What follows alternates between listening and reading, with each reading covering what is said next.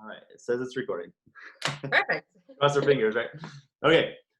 What's up, Des Moines? Doc Ladd here with the Fit Moines podcast. Today I have Emily Jenkins with YogaSix. Welcome, Emily. Thank you.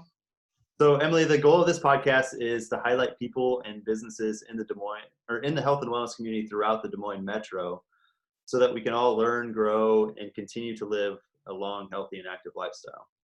So that's exactly why we brought you on here. So That is the ultimate goal, right? that's right. Yep. So why don't we get started by just having you tell us a little bit about yourself and your background and what you do now.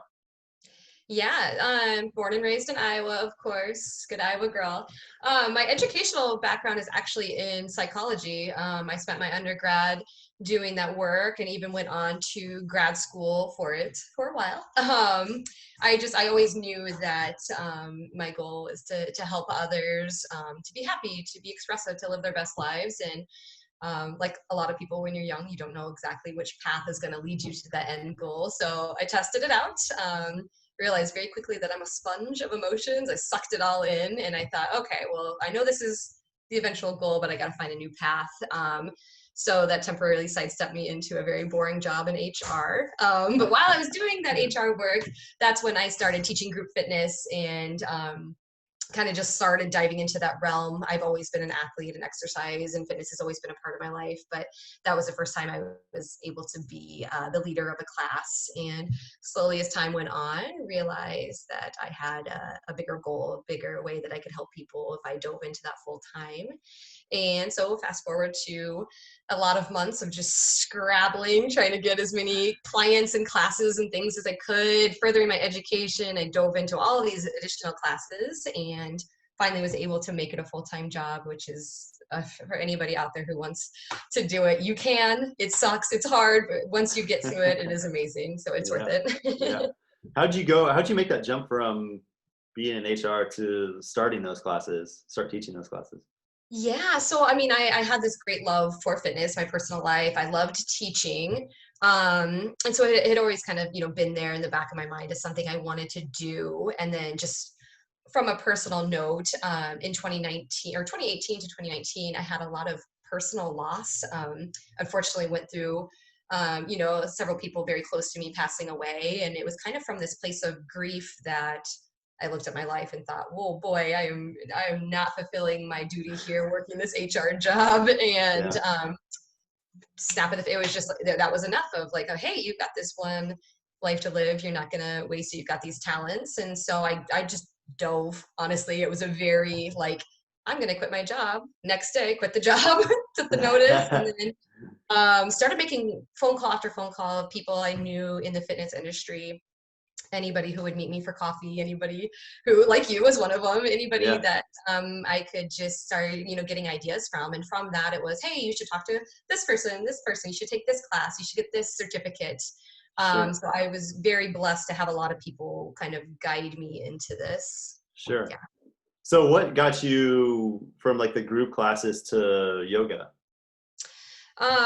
It started off, I'm so embarrassed to admit it now, but I was teaching all these group fitness classes and I was getting tired. And I said, man, if I'm going to make this a full-time job, I got to do something that's, quote, easier. Hey, yoga instructors, all they do is walk around a room, right? And flash forward to me, I jumped into a 200-hour training class thinking I knew everything in the world, as a lot of athletes do, and quickly learned that yoga is just this amazing gift that we can give to people, and completely changed my idea around exercise and fitness and how to really care for us. So it was kind of born from this place of ignorance that really transformed me into, and I still teach the group fitness classes about half my time, but just diving more into the yoga training. I actually just signed up for my next 300 hours on top of my 2 because I just can't get enough information. That's now. awesome. Yeah. So how would you, for someone that's never done yoga and doesn't know what to expect, how would you explain it to them? That is a great question, because I think that that's a pretty prevalent, if you just look at yoga online with social media, it's a bunch of young, cute, twisty, bendy girls. And a lot of people look at that and say like, well, I can't do that. Yeah. Whereas the core of it is reflection, it's breathing, it's stretching, it's it's a space where it's your own. It's a completely different way of looking at exercise. Everything in our culture says like go faster, go harder, lift heavier, and we're actively telling people to slow down, to slow your breath. So inviting people into that space can be intimidating, but letting them know on the forefront of, hey, you're not going to get yelled at. This isn't a boot camp, but it's also not just this, we're gonna, it's not adult nap time. We're not just gonna lay on our mats and stretch, like Yeah. there's anybody who's done it, like they understand right away the strength that your body weight alone can hold. Yeah. So just trying to take the intimidation out of it. I do teach a couple beginners one-on-one classes, and that's the first thing we start off class with is like, get all that stuff out of your head about what you think yoga is. Allow yourself to just breathe and to feel this. Sure. Yeah, I know the first time that I did yoga, I kind of went into it the same way. I was like, you have those like preconceived ideas of what it's going to Yep. be like, and I did it because I had to as part of our there's a class in physical therapy school, Sure. and so I kind of went into it like, oh, this is going to be cake, like let's get this over with and get out of here, and it was not. It was really No. hard. It was really hard. And then fast forward to my time in the Navy, just working with some different Marines and telling them like, hey, I think you need to do yoga, and they a lot of them just kind of scoff at you, and a small percentage of them actually went and did it, and they'd come back and say the same thing, like, man, that was tough. I didn't expect that. So yeah, like you said, just the amount that you can do with just your body weight and getting into different positions, focusing on your breath is just, it's amazing. It is. And I had done a short stint. It was right before the COVID shut down, but working with the local Iowa Barnstormers. So we've got all these big, beefy arena football players coming in there. Yeah. And my heart, hurt for them. They were just in so much pain, just trying to cross their arms or to sit cross-legged. And I had talked to the coach and I said, you guys got to keep coming back. Your poor boys, long-term health. They're having Yeah. trouble lifting their arms and just basic human functional movement. And, and same thing for those boys. They're like, oh, it's yoga. We tackle people for a living. And then they're just like, Right. oh my God, my body. Yeah, absolutely. So where did you do your training at? I did it here locally through Power Life. They're pretty Okay. prominent Yeah. company here, several different locations. Had a wonderful instructors there, and that's actually where I'm going for my 500 hour as well. Oh, nice. That's awesome. Yeah. Yeah, I've ran into a couple of people who have gone like to Thailand to do their training, things like that. I know. I Which wish is I had a crazy. cooler story. I don't. It's all good. Um, well, I guess what would you say are some of your biggest influencers? Like, who has led you down this path?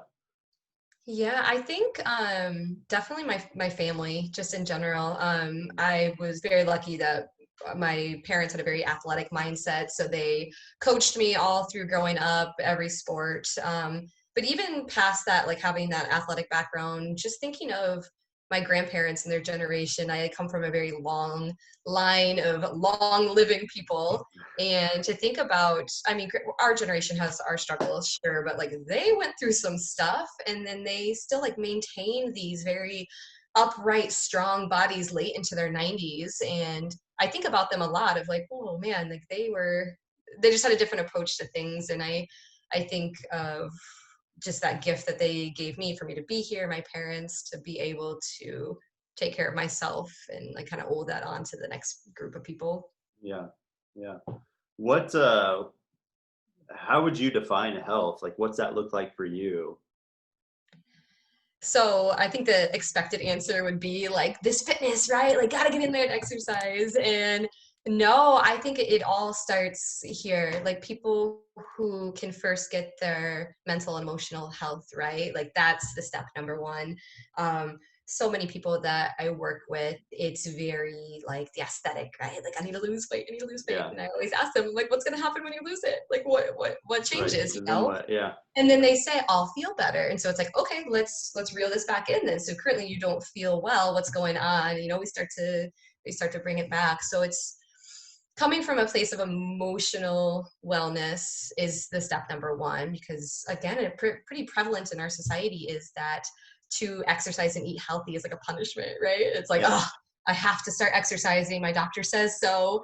And and if people are coming from that mindset, there's only so much that you can do for them. Sure. But if they click it to, I'm so lucky. I get to move. I get to eat these healthy things because it's going to, bring me up. Then that's where the work can start to be done. Sure.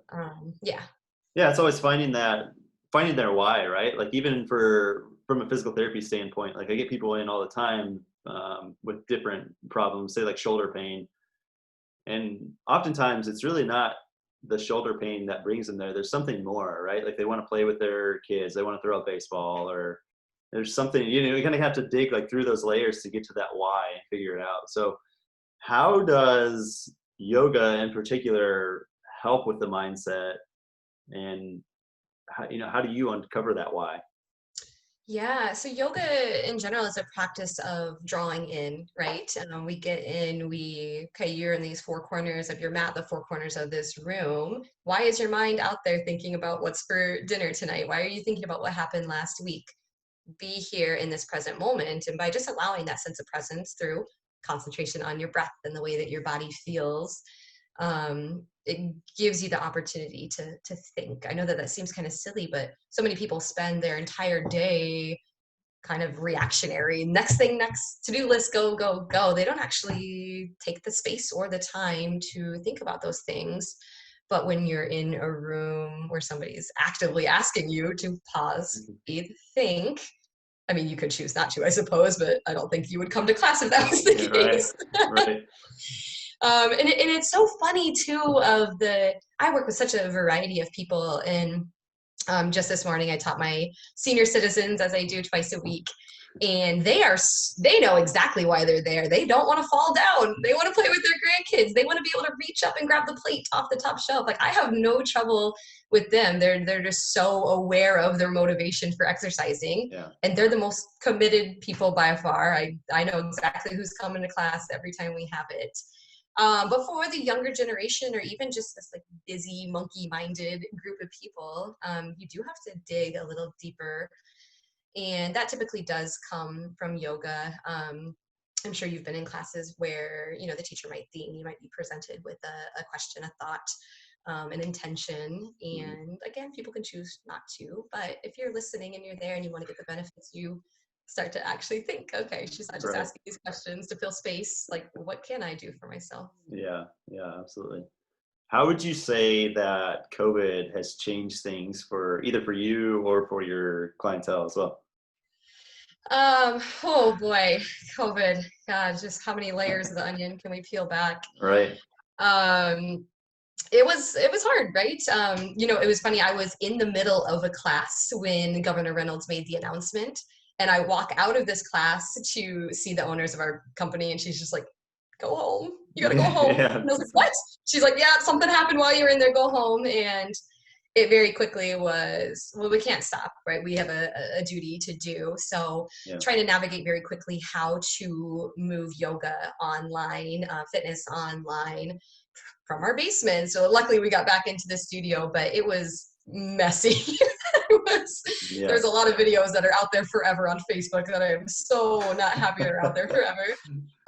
But just like trying to retool how you teach, yoga as a practice, as a teacher, you move about the space, you're not physically engaged in the practice. Well, then suddenly I was acting as both student and teacher, so kind of guiding myself through these things. Yeah. Um, and then just trying to deliver it. But it was very cool. It led to a lot of amazing things where it was, you don't need a gym, you don't need weights, you don't need anything. You need your body and a couple space, around you to move and to get these benefits in. And I was leading weight training classes from my basement, holding cans of soup and water bottles, and we were like, we're just gonna figure this out together. Like, just move, just keep moving. Yeah. Yeah. It's such a different time for everyone. I think everyone, you know, not just from a business standpoint, but from a personal standpoint too, just had to like figure out a way to pivot and keep moving forward.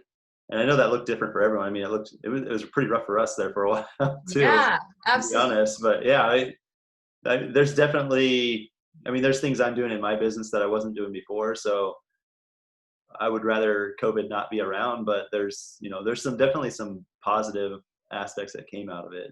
So Yeah. But you're right, from a professional standpoint, it was really hard. We lost a lot of members, both at the studios and the gyms, and we yeah, still haven't recover because people are scared, and understandably so. You can't expect everybody to just be like, and even within the, we wear our masks and we stay 6 feet apart, but there's still a level of fear of, I'm in an enclosed space with a bunch of people. Who Right. knows what's going on under those masks? And Right. yeah, I Yeah. get it. It's so uncertain. Like, we just don't know what's going to happen. And, Yeah. day to day, month to month, like it's so different. So was yoga and practicing that mindfulness helpful for you during that like very stressful time, or? Absolutely. Yeah.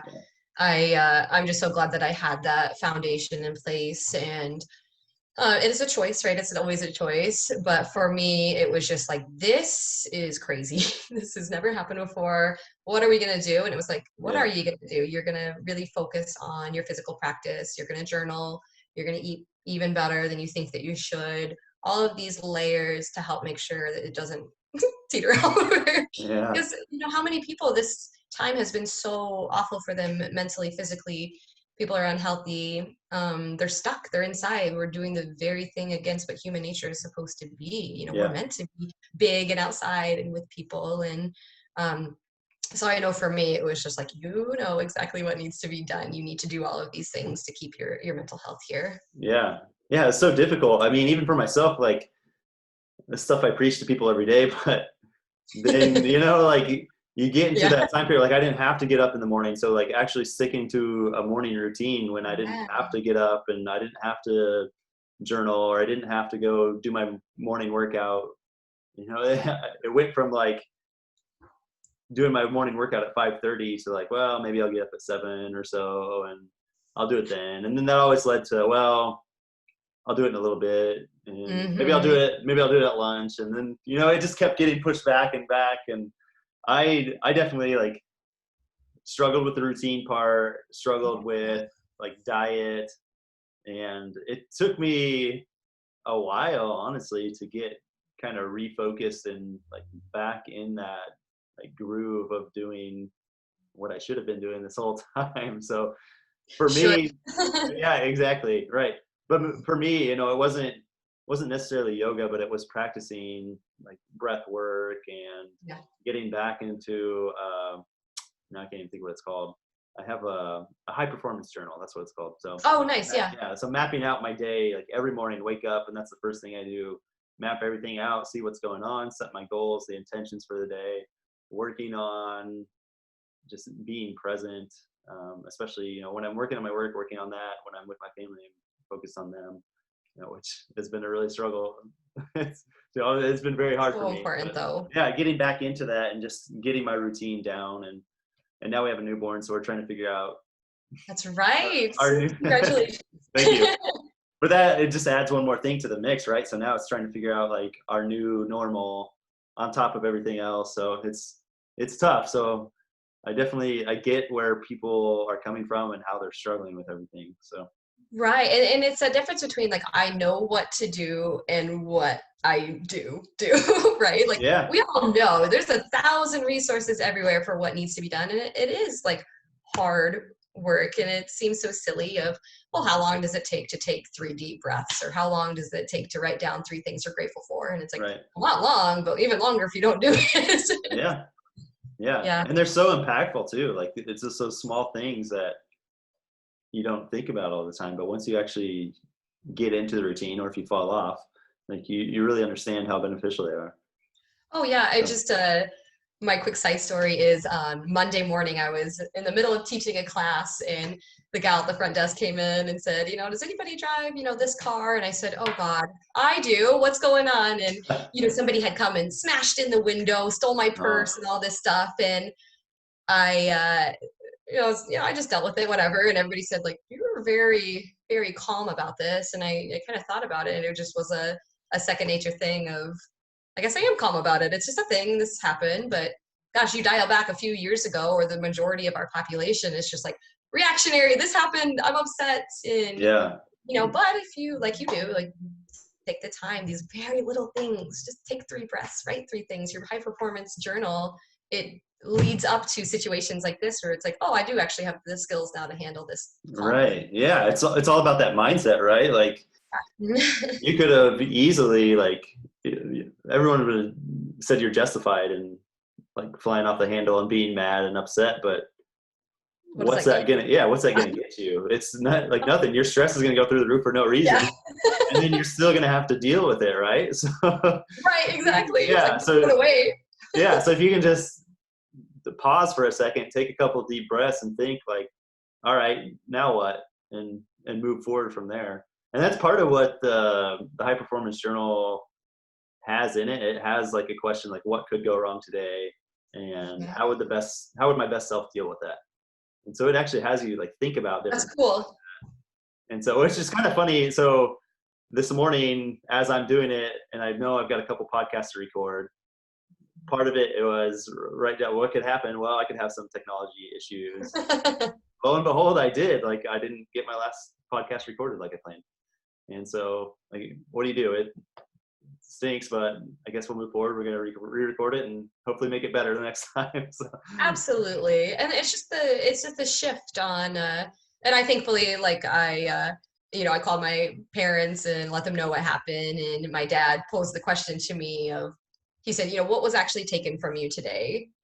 And I said, I paused for it, and he's like, a piece of plastic, meaning my card, and a piece of Right. fabric, meaning my purse. And he's like, those are the only things you're out, is a piece of plastic and a piece of fabric. And Right. I was like, absolutely 100% correct. Yeah. It's just the shift of how you want to Yeah, look at it. exactly. Yeah. It's those material things, really. I mean, you found out right away, you can shut your card off so they can't use it. Right. So it's not not a big loss there. And it stinks like you don't have that purse, but we can get more, right? Yes, all just things. Yeah, yeah, exactly.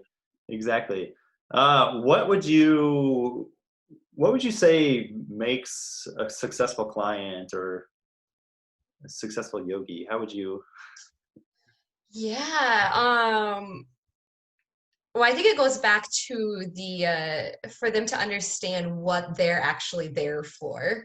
And in yoga, we often start somewhere near the beginning of class of like that question of, pause for a second. Why did you come here today? Mhm. And it's kind of a joke of, it's like, did you just come because you're sore and you need to stretch? Like, that's cool. That's totally fine. Do that today. Or did you come because like your kids have been screaming since 5 a.m. and the dog pooped on the floor, whatever. And it's like, you just need to Yeah, chill. Like, just pausing to ask yourself that question of like, why am I here? What did I come here for? And so I think that's the biggest thing for like making somebody quote successful in what they're doing, is for them to really understand their own intention, their motivation. sure. Yeah. Could you explain kind of what I don't know if YogaSix has their own like unique philosophy. I know there's like 6 different classes, right? Sure. So you guys have different things to offer. Could you explain like just your offerings and what you do? Yeah, absolutely. So think of it in like a tier of intensity. We start off with our Yoga 101, which is just like what it sounds, beginner's yoga. It's a very gentle practice. It's an unheated room. We start and end with about 3 to 4 minutes of like, who has questions? Raise your hand. I'm putting you on the spot. You're in a room full of strangers. Let's just talk about it. And it's a really cool class because it's hopefully not intimidating at all. Like we'll pause a couple minutes in, be like, okay, what are we feeling? What questions do you have now? What hurts? What doesn't hurt? Yeah. So we've got that. And then up from there, we have what people graduate up to slow flow, which is what it sounds like. It's a very slow vinyasa practice, meaning we're linking movements together with breath. It's still challenging, as anybody who's done yoga knows. If you're holding a warrior 2 for 5 to 8 breaths, that's a lot of work. But just being able to slow down allows you to feel it in your body much better. Up from there, then kind of our core, we've got our hot class, which is also very slow pace, similar to a slow flow, but it's just the heat is cranked up. So we set it to 105, and with body heat in there, it gets somewhere around 110 or so. But it's just, you even teaching, I'm not physically performing the practice, you feel so good when you leave. You and I both know that sweating is detoxifying, right? So you get Yeah. that release. It just does something to your body. And then we have our yoga sculpt class, which is not a yoga class. It is a fitness class. We do like 10 minutes of yoga, and then it's like, okay, grab your weights. Let's hammer on this. And that was kind of my baby when I started coming from the fitness world Yeah, first. I was like, oh yeah, I'm gonna kick some butts in here. Let's get the resistance bands out. So it's still a really great workout because we all know you can't stick with one form of exercise. Your body will adapt regardless of the intensity sure. of it.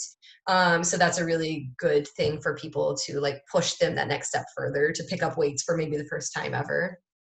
And then, gosh, how many have I gone through? Is that four, five, five? And then our last one is our power class. So similar to our 101 and our slow flow, but we crank up the heat, crank up the intensity. And that's where we get into in yoga what we call more of like a peak posture. So if you think of those cute, bendy Instagram girls doing cool stuff, bouncing on their arms and stuff, that's where we can get into a little bit more of an advanced practice for people who, even if you're not there, you can see where you can start to build to. Sure, sure. Yeah. I like that you guys offer, I mean, you offer so many different things, which is great because different things are, work out better for different people. Yeah.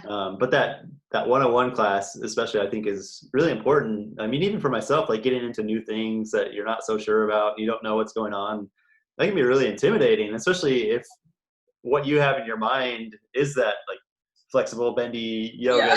Yeah. And I'm not the most flexible person in the world, so that would be really intimidating to go into a room with that if everyone around me is doing that. So I like that you offer that and you can get into that environment where everyone's on the same page, everyone's learning, we're all growing. So Yeah, that's really that nice. is very much the YogaSix way, yoga for everybody. Yeah, So we don't use Sanskrit. We don't do any of more of the ethereal practices. We don't chant or do any oming, which is cool. I'm totally on board with that for places that do, but it yeah, is very nice for people who don't have a traditional yoga practice to come in and not feel overwhelmed or like, what the heck is happening? yeah, I know like way back in the day, my first and only yoga class up until I went on this journey myself. It was a beginners level yoga. yeah. And I walked in, I was like, why the heck is it so hot in here? Like, why are they speaking a different language? Like, it was nowhere on board with what beginners should. And I had that thought of like, okay, well, maybe this just isn't for me. I'll go back to lifting weights Yeah, and it's right. all Yeah, good. yeah. That's funny. Where are you guys located? We've got one studio in West Des Moines, right out by Jordan Creek Mall. It's in a lovely strip right next to Cycle Bar and Club Pilates. You get all your workouts in one day. And then we've got a second studio up in Ankeny in the district area, very conveniently located to Smoky Row, best coffee in Des Moines. Shout out. Yeah, awesome. Well, Emily, I appreciate it. Thank you so much for taking time out of your day. If people want to learn more about you and more about YogaSix, how can they do so? Yes, for myself personally, you can find me on social media, Instagram and Facebook, Emily Jenkins, super easy to spell and find. And then we do a lot of work on social media between the two studios as well. So if anybody sends out a search for YogaSix West Des Moines or YogaSix Ankeny, you can again find us on Instagram and Facebook, or just go to the website, right? Google. You'll find us there. A lot of resources. Awesome. Well, Emily, thank you again so much for being here. I appreciate it. Thank you so much, Brian. Yeah. See you soon.